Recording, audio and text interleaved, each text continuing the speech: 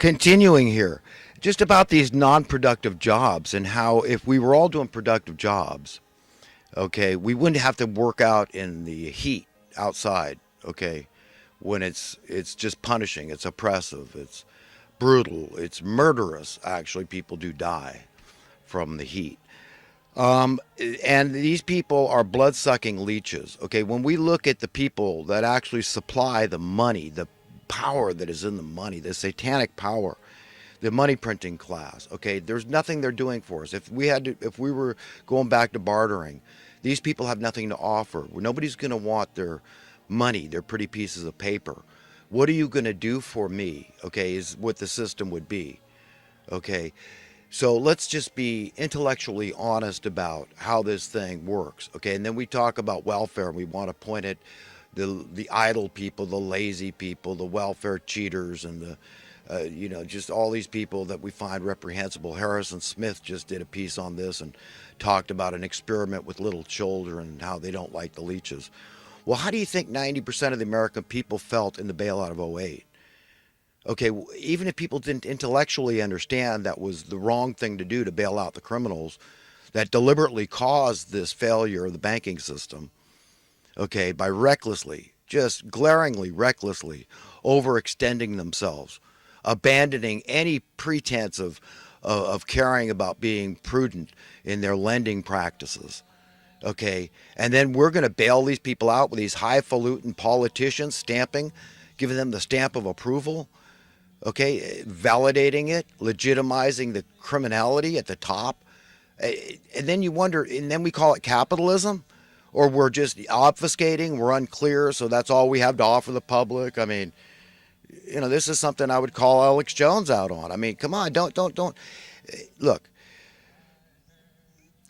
the communist, socialist sympathy in our land did not materialize out of thin air, okay? Be honest. If you're intellectually honest, you'll see why, if you're going to call what happened in '08 free market capitalism, you're insane. You need to see a psychiatrist, okay?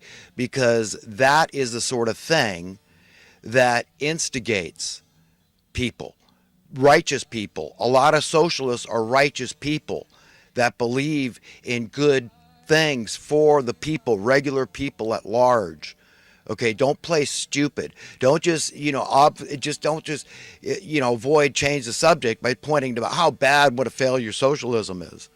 Okay, that's not going to work. I'm against socialism too, because it's the Robin Hood thing. It's a take from the haves to give to the have-nots. And that's theft. On its face, that's theft.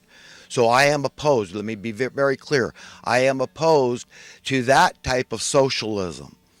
Okay, but I think a lot of socialists would be willing to discuss the subject in terms of, let's bring capitalism in. And how is capitalism, this so-called capitalism of '08, the bailout, how is that in any way consistent with this talk about free market when you've got the government jumping in there, which is we the people, subsidizing the criminality, and then the profits go into the pockets of the criminals, and who pays the price? The public pays the price. They socialize the profits, privatize the debts onto the public, and they make you pay for it through coin clipping, debasing your currency, through raising your cost of living tax. It's like they got to keep all those ill-gotten gains. They were caught cheating at the game, rigging the game on purpose, of course, duh, that's why people rig games, okay? And they got to keep it instead of having to surrender it, okay? Get a big fat haircut, do what's right, to recompense, to pay back, to make restitution, okay, is what they should have done. And then you would have seen a market correction. I know capitalism. I know that it's risky business. It has to do with competition. If it doesn't, then it's nothing. None of this free market rhetoric means a damn thing if we're not all playing by the same rules, or if the rules can be changed up in the middle of the game. And that's exactly what's been going on. We had a coup when they murdered JFK. We haven't had sound currency since then. These people are the deep state. They're running the show. And Trump better, he knows he's a smart guy. I mean, he's a good guy. He's a good American, good egalitarian. He read the Bible. He believes in Jesus. I mean, look, as far as I know, there's nothing going to keep Trump out of heaven. Okay, just because he's a multi-billionaire, if he's really, his heart belongs to God, he's really fighting the good fight for justice in America and by extension the rest of the world and freedom through prosperity, give the man a chance. That's what I'm talking about. There's more than one way to skin a cat. There's more than one way to solve this problem. There's more than one method to solve a math problem just so you get the right answer. At the end of the day, we've got to have, look, wages are never going to keep up with the cost of living. That's been proven for decades and decades. Long track record of the Labor Department being utterly and profoundly remiss for giving what's right to give, which is a commensurate cost of living adjustment to minimum wage workers. If they had done that, it would have kept all these problems from happening. Because employers would have bitched and moaned about having to, by law, be compelled to pay their workers more money. That it was a perfect opportunity to say, well, why is that? What's the problem here? Okay, what's the supply interruption? What's the supply disruption here? Because that's the only time that prices are supposed to go up. If there's a particular commodity, say, hey, the price of corn has to go up. We had a drought. So it's got to be more dear. It's got to cost you more. That's a temporary thing. And then it goes back down. And then you say, well, now we've overcompensated. Now there's a superfluity of corn. So we're going to lower the price because of supply and demand. Okay, that's the way it works. That's supply and demand. Prices go down. Okay, your cost of living tax goes down. That's progress. Okay, gee whiz. I mean, it's really not hard. A child can understand this stuff. A child can understand progress relative to true capitalist, free market supply and demand principles. I'm just saying, folks, this has all been done deliberately. So we bail out these criminals, and then we wonder where all this socialist sympathy comes from, and we call it capitalism. Or we just let it slide and just keep going, keep allowing the Overton window to move as long as it moved to our benefit and our numbers still look good. And we've got to keep our wealth. We're not the ones paying down the national debt. We'll just kick that can along with everybody else because, hey, it's just the thing to do, and it's just status quo and establishment. So, I look at Alex Jones, I just wonder, I mean, I hope he doesn't fall into that category. I hope the man is smart enough to know that, your soul depends on your beliefs, because the beliefs that you behold, you will think upon and you will speak upon and you will act upon. And if you don't believe in universal freedom, which is, equates to universal prosperity, okay, then that's what I'm talking about. I mean, then you're in the camp with those that believe in inequality, with keeping freedom. We got to have some people in chains. We just can't. I mean, the system would fall apart. Well, yeah, but God's system has to be the rule of the day. It can't be a money-based system. Okay, it's got to be a love-based system. It's got to be an instinct-based system where we serve one another of our own free will and accord. But, when you consider all the jobs that would disappear overnight, if we just ended desperate poverty, okay, and the reason you would do it is I'm not going to make an Alex Jones class pay. I'm not going to even make the uber wealthy pay. This is money that could come out of the treasury that belongs to people, that belongs to us because the resources that are being sold, and traded out there, they belong to everybody. So it's not like stealing. It's a Tobin tax on you just taking and deciding, well, this is okay, but we all know that this is public property. These trees are being harvested from its government land. So the government's always in there saying they're regulating it. But we all know the shenanigans that go on with the regulators. I mean, it's all corrupt.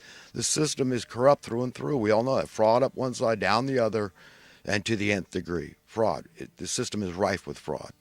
So anyhow, I'm a conservative. I'm fiscally very conservative. Do you understand? So I want you to have lower taxes. But also remember your cost of living, at least that's stuff you can't get away from. Food, shelter, water, energy needs. Okay, is a tax. It's a cost of living tax. And you have to pay it from birth. It's the most pernicious, worst of all taxes. Okay, because they don't even call it a tax. So no, this is just, it's a given. You just gotta pay it. It just, and you gotta pay to play, and here you are, you were born, so we're going to compel you and force you by law to play the game. That's it. Nobody gets by without money. I mean, you can be free any way else you want. That's fine. You Americans, you lovers of freedom. But this one way, we're going to keep you in chains. We're not going to let you have true capitalism where there's true progress with supply and demand, free market principles that are allowed to rule the social, political, and economic system. Because then we know that the captives will be set free. We know that that will bring prosperity across the board for everybody. So we absolutely can't have that. So, yes, I'm very opposed to these people. They're very evil. The system is run by evil people. And if I thought the ship had really turned, I'd tell you. But until I see signs here in California that our cost of living, our mean cost of living, is on its way down, that means that your currency is on its way up in worth, then I'm going to keep sounding negative because it's foreboding to me. It's scary. And I don't know what it's going to take for people to understand that high costs are not good. Even if it goes in your pocket, you can't live by that credo. That's evil. You're going to go to hell. If you're okay with a paradigm where, what's good for you hurts somebody else, and a lot of people apparently are, a whole hell of a lot of people. We got more than half of Californians now will probably never be able to afford to be homeowners because that percentage keeps growing of non-homeowners renting in California. So it gets harder and harder. They've raised that bar higher and higher till it's out of reach because these people don't have an interest in you being a homeowner. That goes against their own self-interest, their own financial, economic, monetary self-interest. If you can get out from under their thumb, okay, that's not good. I mean, that's not a good thing. So they don't want people to afford to buy houses. They want to keep the prices high, manipulate, fix prices, collude, whatever it takes to do this thing. So we're in a lot of trouble. And there's no way we're going to succeed without God's help. So it's got to be the right time in history that things unfold in favor of the people at large in terms of setting us free and finding happiness. Because of all the elements, all the components, ingredients we need to be happy, freedom is at the very top. We cannot feel like somebody, doesn't matter who, has chains on us. Okay, we've got to feel 100% free to serve how we want, where we want, when we want, for who we want. Okay? Period. End of story. And we can change our minds anytime we want. That's it. We can meet together and say, hey, look, if you want to join this project, we're building another Golden Gate Bridge or a bigger one or whatever. You can be a part of that project if you're interested in that. Whatever fun thing it is. But you see, there'd be a whole hell of a lot less people employed in the criminal industrial complex if you just ended desperate poverty, because that's the driver of the vast majority of crime. Talk to any sociologist, they'll tell you the same thing. It's a fact.